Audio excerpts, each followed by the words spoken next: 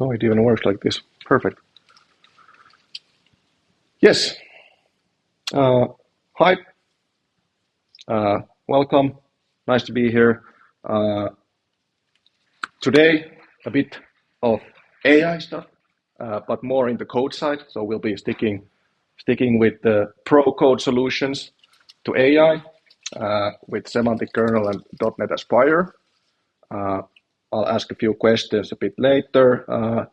I come from Mallow. Mallow, we are an Azure company, about 4 years. 4 years old now. Personally, I've been working in IT for about 13 years. 13 years, and 11 of those with big data systems, and nine pretty much with Azure, with data and IoT and AI and all kinds of stuff. And I play golf, so if there's any golfers here, I always need more golf buddies. So hook me up. So semantic kernel. Who knows what is semantic kernel? No one? Oh, there's one. One person knows what semantic kernel is. Who knows what LangChain is?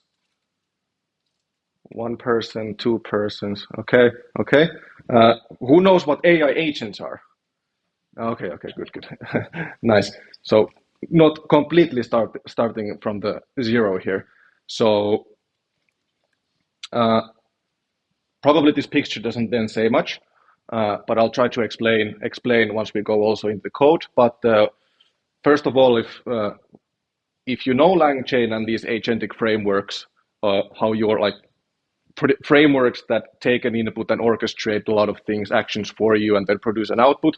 Semantic kernel is pretty much the same, in the same domain. It's developed by Microsoft. It is their enterprise grade solution for like building agentic solutions or applications with code.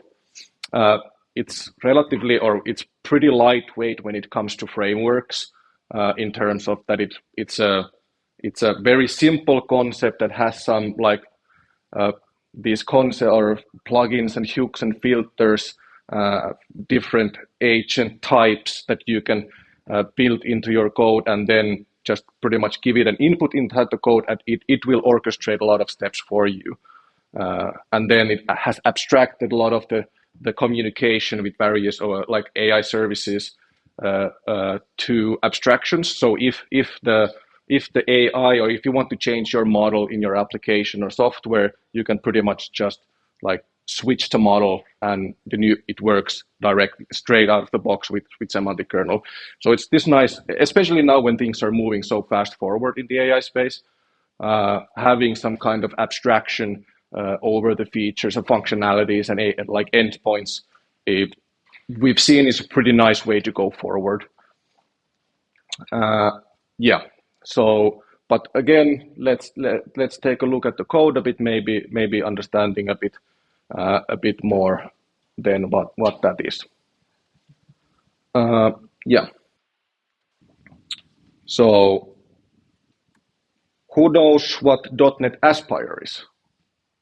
Quite a few. Who is a developer, like a software developer here? Okay, and then yeah, because this is mostly maybe for like software developers. If you're building any kind of container apps, or other, well, any kind of application with code, then this is for you. Maybe for others, if nothing else, the key takeaway from maybe the .NET Aspire is the speed that it enables and the ease of development that it enables, and maybe the quality then that comes out from the developers. And hopefully you'll understand a bit more once we take a look at that. But what the .NET Aspire is again a Microsoft product or a tool, more, which provides you these like developer dashboards, which is you will see it. It's a nice dashboard that shows you all the software components running. It provides you a nice UI for like logging and things. So it's this nice local development tool that you can use when you're developing your software, an agent in this case. And then you have the orchestration part, which pretty much helps you just if you have multiple different services running inside your solution or your project. It orchestrates that things for you, abstracts it away, makes it just easier to run your whole stack.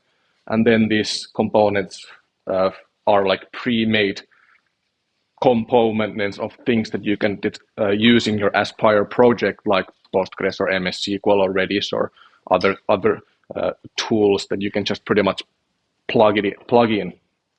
And service discovery and deployment helps you also deploy a bit these like your projects into the cloud, but mostly it's for the local development help.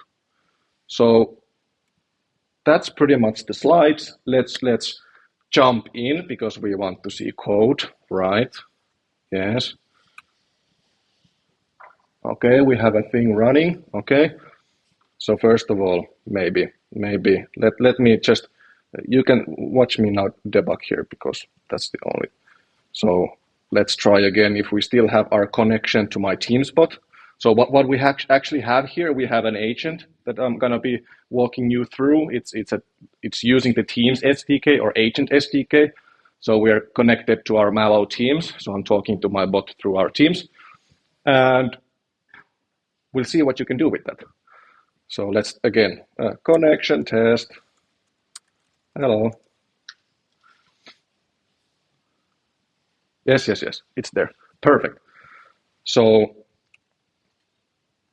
first of all, the Aspire project in code, those who program,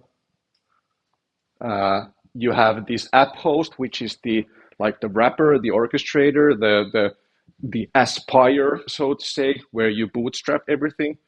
And in that sense, I mean things like your databases and the services that you have running, things like that. And if you need to, like, for example, that component waits for the other one to wake up before it runs, this is where you configure it. This is, if you're familiar with Docker and Docker Compose, this is pretty much Docker Compose, but in code. But yeah, and maybe I will actually show a quick picture that what do we have here. So we have this little project, agent project, that has this agent application running. It's connected to Teams. It has two databases in it. So we have this analytical database here where we can query like metrics, lots of data. New York taxi, hello, it is there. Then we have this operational database where we then let our agent write things into the database. So that's the stack. And then we have, this is maybe the scheduler is just a component showing a bit more the Aspire aspect that, okay, you might have a different application that you want to scale separately from your actual application. So then you can have that completely separately running, and the Aspire runs it for you. So yeah, so the app host, nothing more than just describing here. Here we show that, okay, we want to have a SQL server in our project. This is using the Aspire component aspect. It's taking, it's in the NuGet library, SQL something, so the community maintains it. I just add it here. Now I have SQL in my project. Okay, here I just add a database to it. Then there is also the option for me to add my own Docker file. So this is actually referencing a Docker file that I have locally running in my computer. It's a ClickHouse. I can quickly show what that looks like. So I have my, that's it here. I have my ClickHouse Docker file, nothing more than just taking the Docker image from the Docker Hub, and then I do a bit of steps to add my own data in there, and it runs the Docker for me. What more did we have? And then we have our main API service running, which actually then also hosts the agent and our REST API that we can also use. And then there is just this scheduler project running also separately that has to wait for the API service and takes a service discovery, makes the scheduler aware of our API service, and that then again runs separately. And when I press or run this app host project, what it gives us is actually, this is the .NET Aspire dashboard. So we can have all our our various components running. We have our analytical database, we have our SQL database running, and our API service and our scheduler running as individual components here. And then I can do, with Aspire, I can do things, actions. I haven't add them here now, but I can, for example, for the local development experience, when you iterate a lot of stuff, or if you want to trigger certain actions in your environment, you can extend these Aspire components, for example, put some kind of empty database action or whatever you want to have as like a quick actions in your Aspire dashboard. But what else you have in this dashboard, which is really cool, is that you also get all the tracing. So with Aspire and with Semantic Kernel as well, they both are fully enterprise grade in that sense that they both produce open telemetry tracing. So if you have just some place to put those, you will get nice tracing and logging and everything straight out of the box. So, yep. So there's the tracing part, then there's some metrics that we can also find. We'll look at this a bit later once we get the agent running. And then you have your normal like console logs where you get to see all these different logs coming from your services. So this is now what we are focusing on. We'll be focusing mainly on the tracing part. So observability aspect, and especially when building AI agents. That's really interesting, I think, useful aspect. So let's maybe get the agent doing something more interesting. Or let's take a first look at what do we actually have here and what the semantic kernel agent looks like. So I will go to my API service, and I've just added semantic kernel library into my project. And if you're familiar with the developers in the house, are you C# developers or Java or Go or yeah, okay, good. So C#. So maybe something's familiar here. Maybe you know the program.cs, but pretty straightforward. There's nothing special. So the semantic kernel is nothing special. It's just a class that you pretty much implement in a special or in certain place in your normal like web API project. So maybe the most interesting part from here, or the special aspect, is that also belongs to the semantic kernel is this thing called like history reducer. Especially when working with agents, you want to manage your memory, your agent's memory, so that you also, because that's directly linked to the amount of tokens that your agent is using. So the kernel provides you this like memory reducer, like abstraction capability. So you just configure it and it works and does the thing for you. What else was there here related to the kernel? That's just where we register the kernel. That's pretty much it. We are saying that we are using Azure OpenAI chat completion service. That's pretty much it.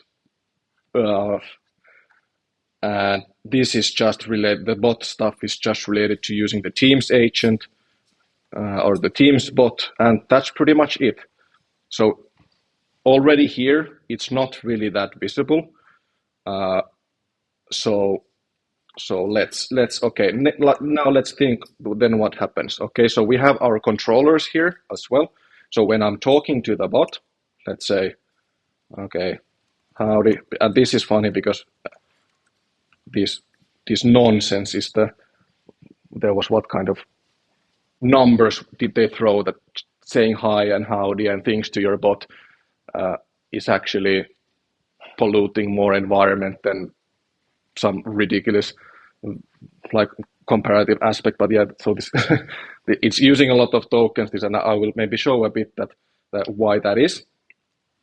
So if when I sent the message, it went to my controller, bot controller, which is again just an API that the Teams SDK and Azure bot service is rerouting my message to.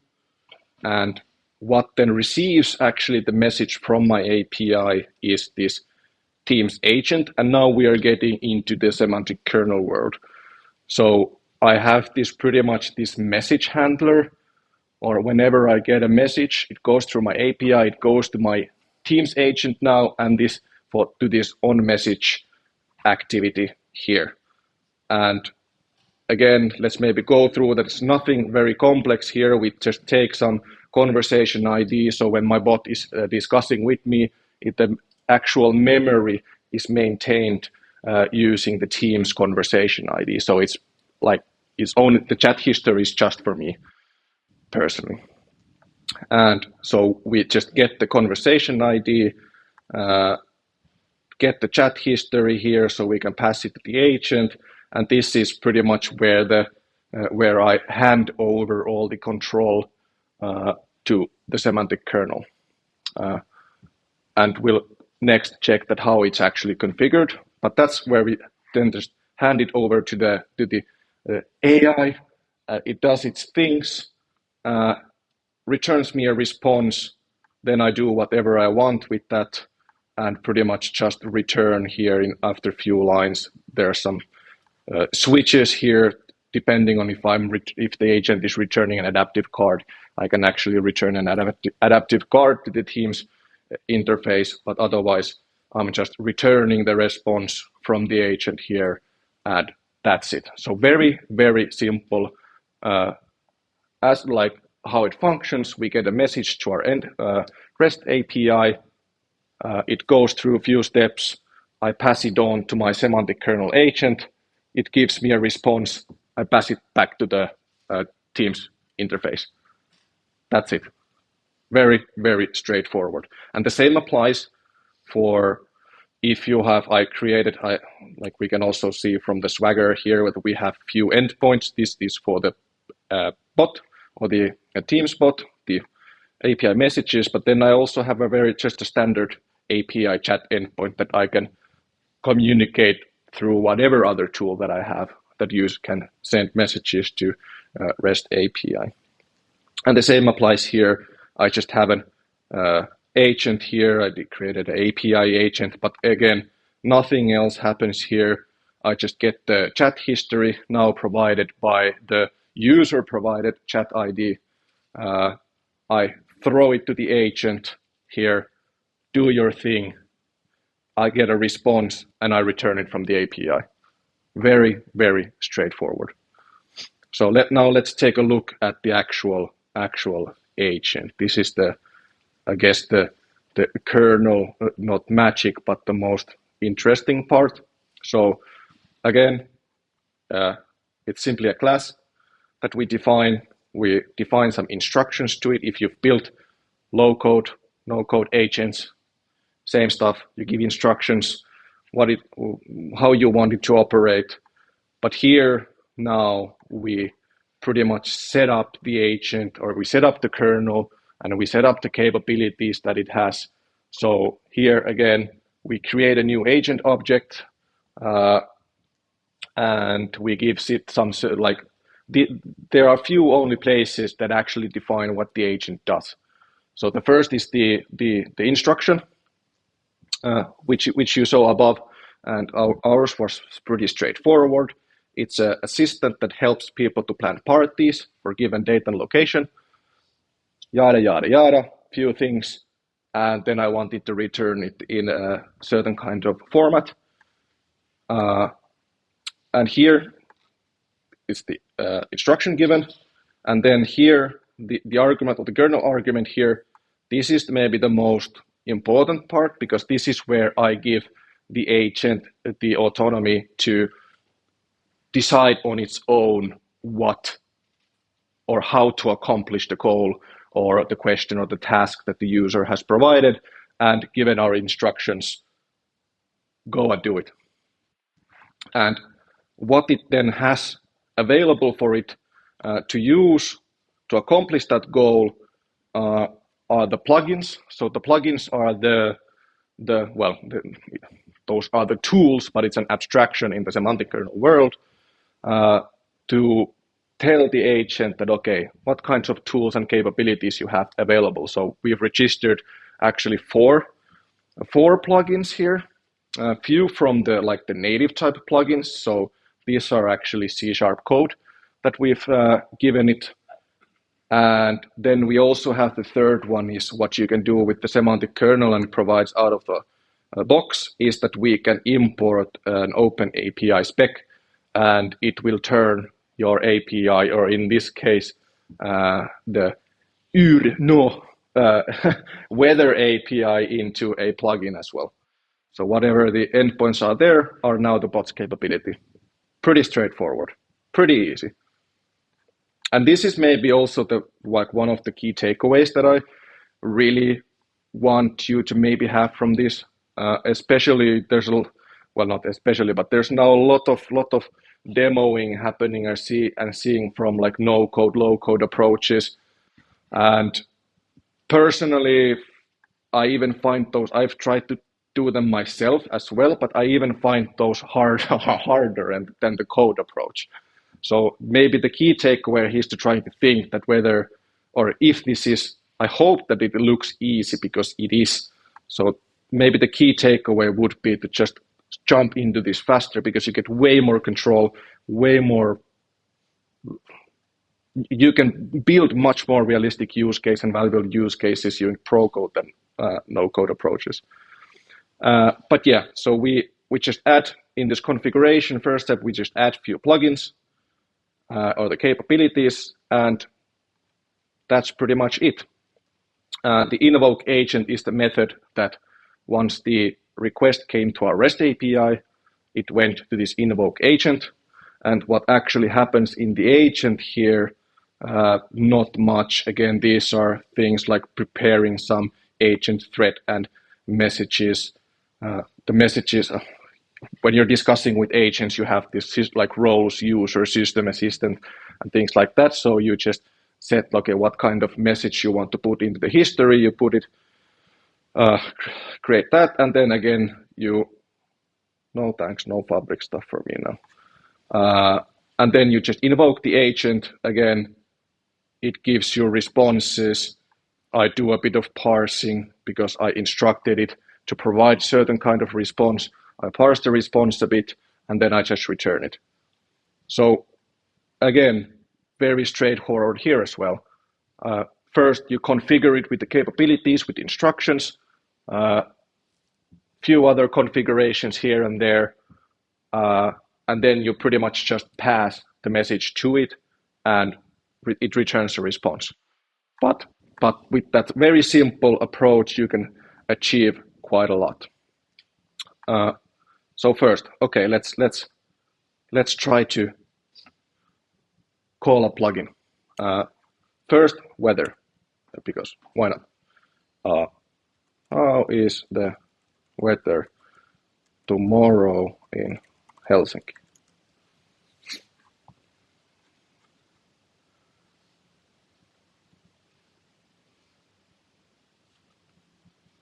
Yeah, okay, sounds reasonable. So now what? Let's take a look at the Aspire, because it gives us nice things. Here we can see the trace. We got a message to our API messages endpoint. We saw it took 5.7 seconds, and we see some traces here. Why do we want to see this?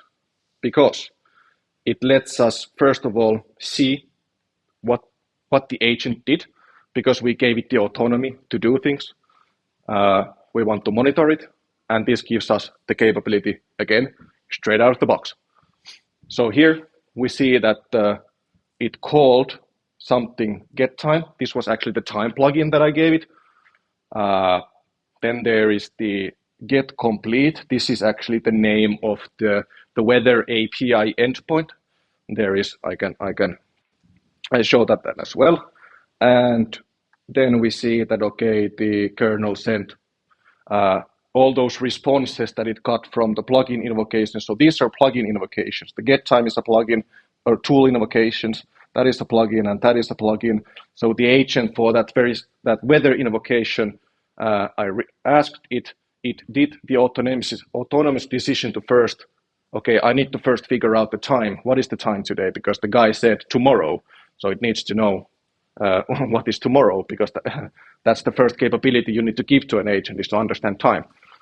And then it, of course, went to the weather API then and got the weather for Helsinki. And maybe what is interesting from here is that if we look at the actual weather request, the Norwegian Weather Agency API actually assumes latitudes and longitudes, and the agent did it for me. So it was able to turn Helsinki into latitude and longitude and get the response back from there. So yeah, okay, pretty cool. No, yeah. Come on, yeah, nice. Yeah. The demo is working. This is amazing. So, so maybe what is interesting here? Okay, well, maybe. Okay, now let's take a look that we have a metrics here.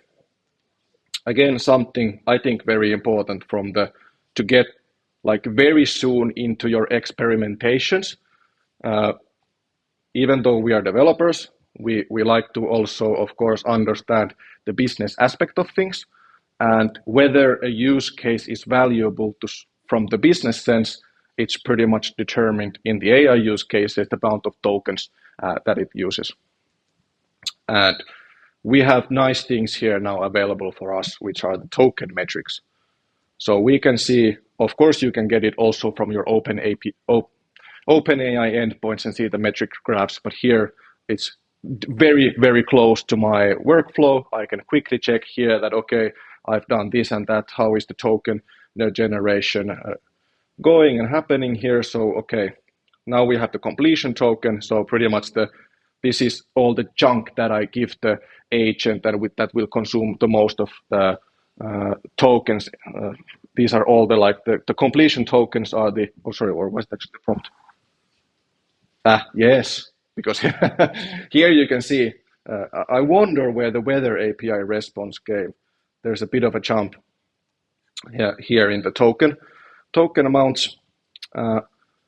So maybe already from here that I can see that because it only gave me a one very simple answer, and I only wanted tomorrow's temperature. Maybe I could do some like sanitation or reduction for the API response that comes from the weather API.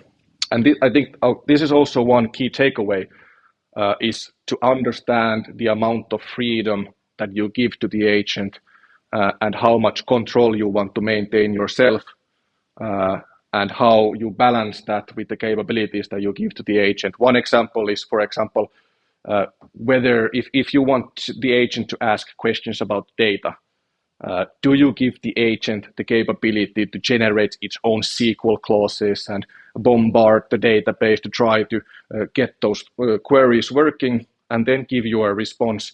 Or do you maybe, especially if you understand the use case that you are solving, do you maybe create your own like tools and you abstract the SQL away from the agent and you just let it give it the ability to call those like pre-made tools instead of generating SQL. But yeah, so okay, so we see the prompt count here. So now, and what I meant now by it also, and where the joke, or not the joke, but the point comes that, okay, when we say thanks and hi and things like this, that why those are super expensive is now if I again tell the agent thanks, not very valuable from the like you wouldn't assume that it's gonna take a lot of tokens, but what the hell? What happened here? Again, another jump, and it keeps climbing. I don't know if you can see the side, but it just keeps climbing. So what is happening? Well, maybe someone can guess what is happening here. But again, we have traces here we can use. Yes, sir. Yes, it is the history. It is the memory of the agent that it like always lives there inside my application now. And if we, this is the, no wait, which one was it? Was it this one? Yes. So this is the thanks message that we gave it. Nothing, it didn't call any tools or anything. It just invoked again the chat model with my hello prompt. But here again, from these tracing, we can see the memory of the agent all the time. So it's a bit cramped because of the zoom, but let's try to see that. Okay, first in the first message here in the memory logs is the system prompt, so my instruction. The second message in the memory is, okay, this was my connection prompt test, so it was that one. Okay, the third one is it tries to call a tool or whatever. We go a bit down. Oh, that's actually another connection test I did. No, that's what. There are some system from these are not visible because the agent does a lot of things also in the background, and it generates the history. And what actually comes to me, that's my weather request. And now maybe the more interesting part is that, okay, now here we can see a log that it's calling the tool first. This is what the tool returned for the time request. And then there is this is the tool to get, or the tool request to get my weather. That's the latitude and longitude for Helsinki. And then if we get the tool response here, this is what actually, it's rendered a bit funny because it's JSON and how the Aspire dashboard works. But this is the weather API response that it now lives in the memory of my agent.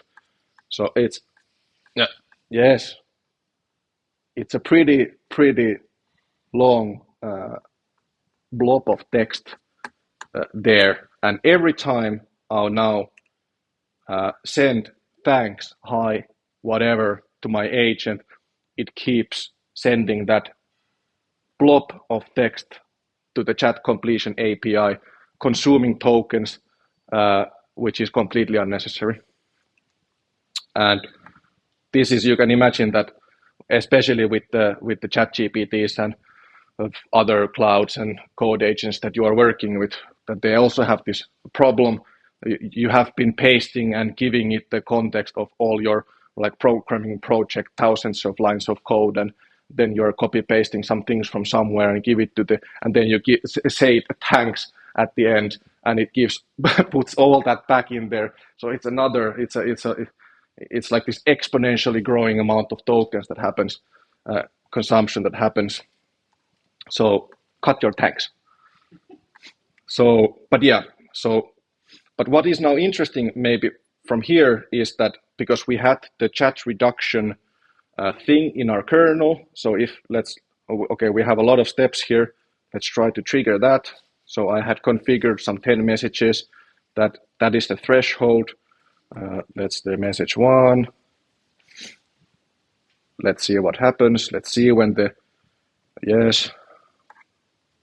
Let's okay. Here is our message 1. Let's see what the memory looks like. What is this? Again, no, still this. Let's go to the bottom because you should. No.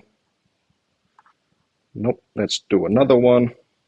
So we can get the chat reduction mechanism happening here, because it's also important to understand what happens there. So another trace. Let's go here, see if it happened.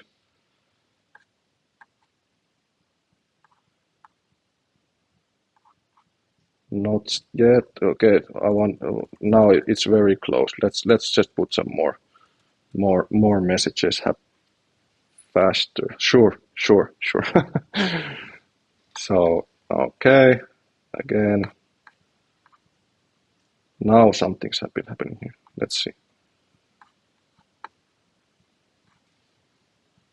System was that it. Yeah. So what the chat reduction actually does is you're not losing things. it's actually a system prompt and process that happens on the background by the semantic kernel logic, that when the threshold, the number of messages in your memory exceeds it, it does this summarization logic.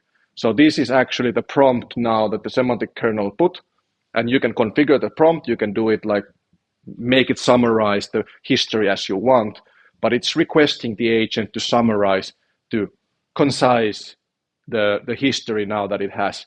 So let's see that what kind of, and now this is what the agent or the determined it to be now the new sort of starting point of my history. So maybe you can see from here that what did it say? Yeah, okay, pretty much is summarized that I asked about the weather in Helsinki, and that's about it. So, and now if I make another hi, hopefully the tool call or the big blob of weather stuff is not there anymore. So if we now look at the metric and maybe a bit shorter time span, you can this. Okay, we generate a lot of tokens here. Whoa, 200 tokens in during this presentation, and now this is my next message here. So now it increased by 1,000 tokens. So this is what the chat reduction does, and this is what you also get straight out the box with the semantic kernel. And yeah, so the key takeaway about the chat reduction and maybe the token things from this presentation is that be careful. I think there's also, when you are building these agents, be aware of the amount of tokens that you are putting in there. Do the necessary reductions and spend time on this, because managing the memory of your agent so that it solves the business problems better for your users is probably the most difficult part of building your agents. And this is also where all the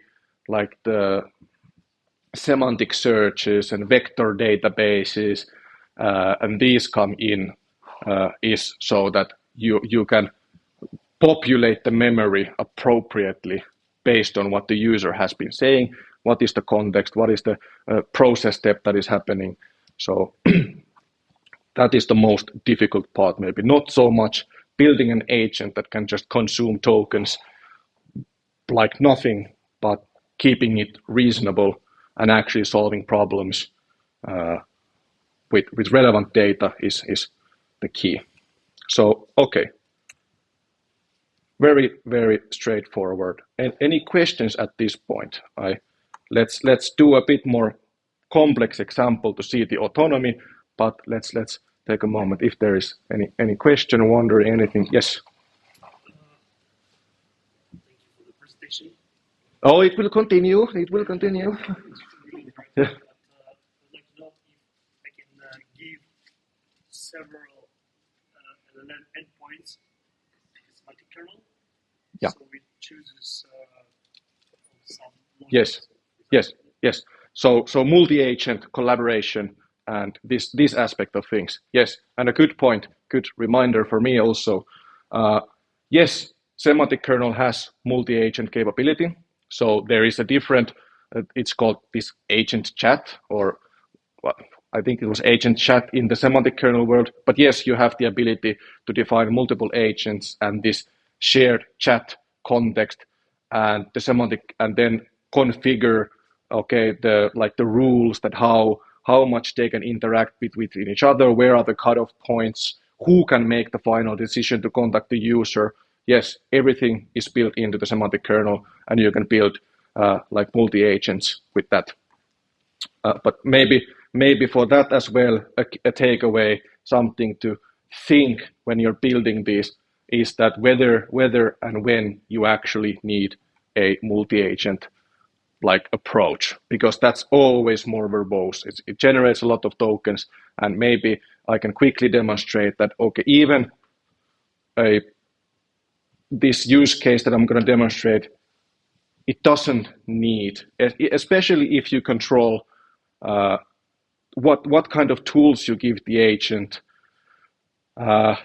You can get very far with like very simple single agent systems.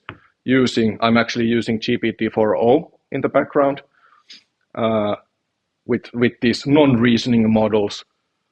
You can get really far if you control the tools and the things happening. And maybe actually at this point I could quickly show what the plugin looks like. So first the daytime plugin, very simple. You see now a description about the plugin, very simple in this case. Then I have a metrics plugin. Again, quite simple. I give some description, what it does. The agent does the decision based on my description that, okay, when do I need to call this? And then I'm running code. I like to run code. I like to get real numbers because my background is in data. I like to get actual numbers, not hallucinated numbers for the user. And then I have my party plugin. That sounds nice. Party plugin, which is just a set of actions and tools for the agent to create and manage parties. And again, there are these things, the kernel functions. These are like the way you annotate your code for Semantic Kernel to know which are tools. A lot of descriptions, and that's pretty much it. Those are plugins. And so now let's ask it let's get down and dirty. Let's ask it to actually do something better. So can you create a Azure and Friends party for tomorrow? Please add to the note some details about weather and taxi rides.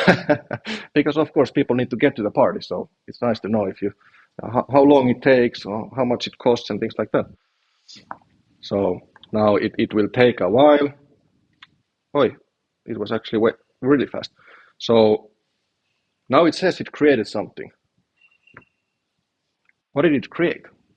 So first of all, maybe I should have shown this beforehand because you won't believe me. So let's check our SQL database. Oh, sorry. Select from party. We actually have a now row written into the database, and we can see that it has fulfilled all the details. The party starts tomorrow. Nice. It's a what is it? It's a fun-filled gathering with Azure and friends. Well, that's duh. And then there's in the notes there is partly cloudy skies, rain, high probability of Helsinki, and then some taxi ride details.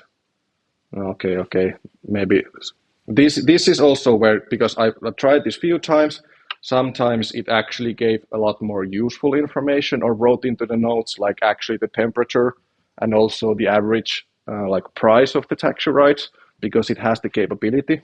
But I could ask it, okay, can you add the average taxi ride cost and duration to the event notes?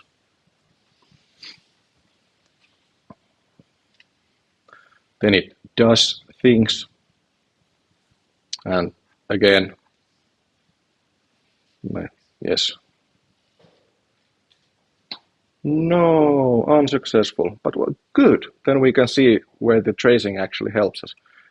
So the big request, what did it do? It was now, someone might have already considered that it's trying to invoke a lot of things. It was actually this. Again, here we can see the decisions it has taken. Again, It starts with by getting the time. That's the weather request. It gets the weather from the plugin that I gave it, and then it's also getting these taxi metrics. I've given it like enums from to choose that, okay, you have this and that like table column in your like disposal that you can use, and then in the instruction that I gave it, it's okay, you can use these aggregate functions to also like give to the plugin as an input. And okay, maybe I quickly just show that what the actual, okay, so I just have here a code method that takes the key, the period, the grain, and the aggregation function, and I just pretty much put that into a SQL clause, and it runs that query and returns the response to the agent. But this is maybe an example of the, rather than having it to write ClickHouse SQL, I actually I keep the control on myself, on me, but I give it some freedom in terms of like enumerators and other instructions and very constrained like input parameters that it can use to configure it based on what the user has prompted. And I personally like this approach quite a bit. But then what else it did? Okay, then it got the weather info, it got some taxi metrics, and then it actually it created the party. It wrote it into the SQL. And then again, we got some responses back. These are just the responses that will return to my screen that it will ask, but that's it. So pretty cool. But I'm interested what actually failed in my demo, because nothing should have failed. Let's see the structured logs and maybe the errors. No errors? What is this? Was there some? What did it say?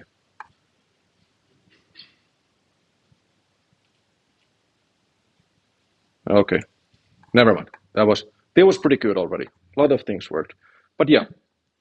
So that's about it. Does it look complex? Does it look easy? Easy, hands up. Complex, hands up. 50-50? Okay. Okay, come to talk to me, and to Mallow will help you understand this better. So yeah, but yeah, so nice traceability, nice like metrics, nice information for me to quickly use, because rather than looking through the console log in my ID or in my shell or whatever, I like this a lot more. So that's it from the kernel side. Maybe to summarize, and maybe to few key takeaways to take away. So this is a bit of a personal preference as well, but maybe if you followed the industry talks, this is also what is being advocated by many, is that build small. The use case that you want to solve, of course, there's this balance of like the returns that you get from solving the problem, and whether it's an actual easy problem to solve. Maybe previously it wasn't worth solving because there was no like this AI capabilities, this dynamic capability to interact with the user, non-technical users, or maybe the use cases were not actually worth solving, but now with LLMs they are. But keep them small and try to solve as many as possible. And this is my personal start with like the small, the known, the process, and the problem that you understand, and you can actually provide structured input via code, and then these freedom mechanisms, dynamic mechanisms, and then grow your ambition progressively from there. And yeah, keep it simple and stupid, because it was pretty simple. And yeah, this resource scarcity strategy about tokens. Try to solve the problem first with as many, or like I think as little tokens, and not with the approach that you just give it everything. Maybe that's good. Personally, I would not approach it like that. It's a maybe a bit more personal thing, but I like this resource scarcity approach. And then do use these semantic kernels or lang chains or other frameworks that are out there, and also .NET Aspire for this fast to production, fast iteration workflows to actually get these agents pumped out. That's it. Thank you.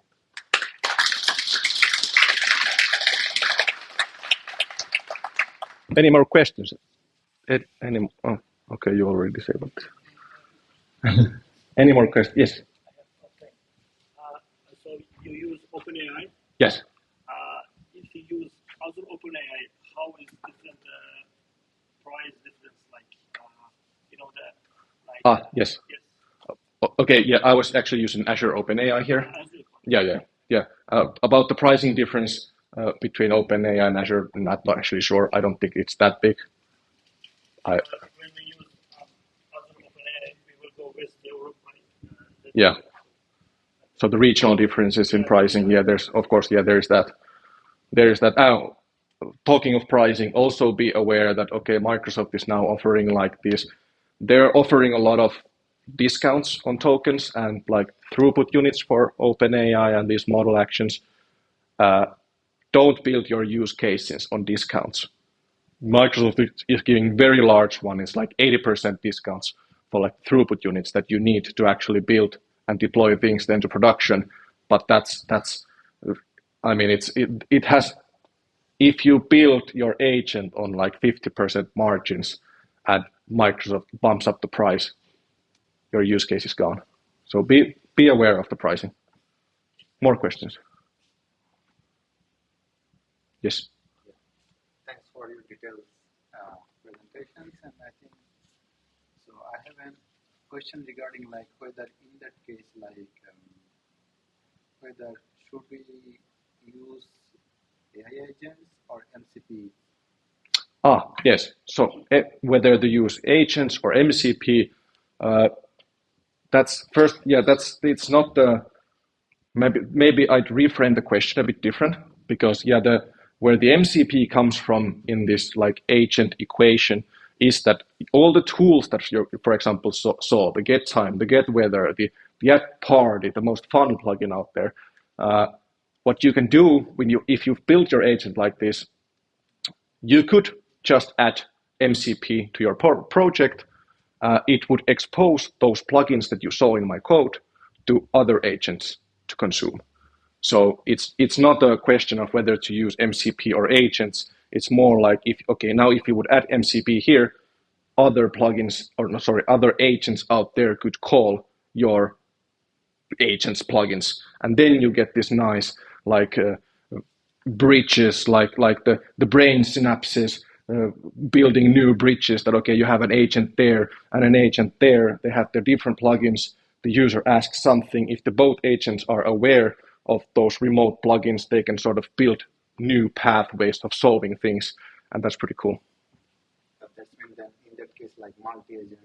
Yeah, then it goes to that domain. Yeah. And another question is like whether we can use like some workflow available already for agent, like N8N or some other service provider that we can use here, or sorry, what kind of workflow? Like for building chatbot or something, this kind of things, like AI agent, agentic workflow. Yeah. I mean, the semantic kernel is an agentic workflow, like an orchestra tool or framework. So you can use that already to build your chatbots.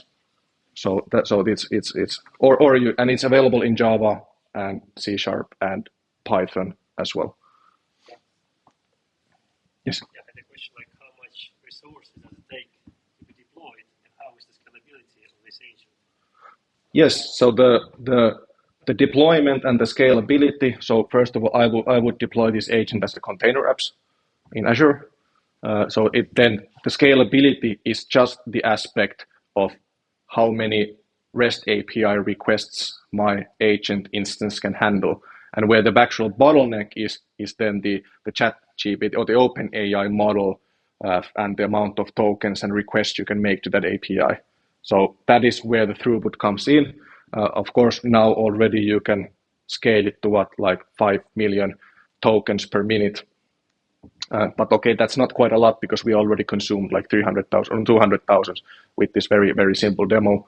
But yeah, again, we come to the like the keep the token amounts, like try to constrain them as much as possible, because if you will run into these scalability issues very, very fast, and then it's just a matter of, I don't know how much. If there is a, of course you can deploy like a different new, like OpenAI, Azure OpenAI, just models like there, and somehow route the request to different instances, sort of load balance the token requests. But yeah, there is no, and I think Microsoft had some like solution coming for that, some kind of AI gateway, model gateway that sort of will handle that load balancing for you, but currently not yet. And those 5 million tokens you mentioned, it's like a platform. Yeah, I'm not sure. Is it if someone? I'm actually not sure if it's a platform limit or just a deployment limit. I'm not sure. At least that's what I can, when I go to try to put the meter to the max in my single deployment instance, then it gives me. But sure, there is some kind of shared quota along all the deployments, but not sure if it's 5 million or more. All right, I think that's it. Thank you.